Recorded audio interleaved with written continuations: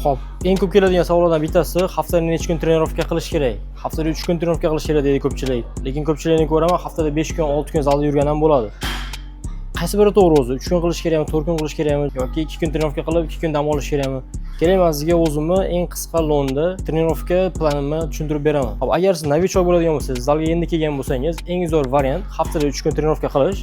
Ya'ni kun ora, dushanba, chorshanba, juma. Shunda 3 kun siloviy trenirovka qilinadi, qolgan oradagi kunlarda muskul tiklanish uchun vaqt bo'ladi. Lekin sizda zal tajribasi 1-2 yil bo'ladigan bo'lsa, haftada 4 kun, 5 kun trenirovka qilsangiz ham bo'ladi. Asosiysi siloviy trenirovkalardan keyin yetarlicha uyqu, oqsil, dam berish kerak. Endi o'zim qanday trenirovka qilaman? Men odatda haftada 5 kun trenirovka qilaman. Haftada 3 kun siloviy trenirovka, ya'ni og'ir bosib ishlayman. Qolgan 2 kunda bir kun kardio, bir kun o'zim sevgan muskul guruhiga, qaysidir orqada qolib ketayotgan muskul guruhimga kelib ishlab ketaman. Bitta muhim qoidalarni unutmang. Siz novichok bo'lasizmi, professional bo'lasizmi, o'rta darajadagi odam bo'lasizmi? Necha kun trenirovka qilishingizdan qat'iy nazar yetarlicha uyqu va yetarlicha oqsil berishingiz shart.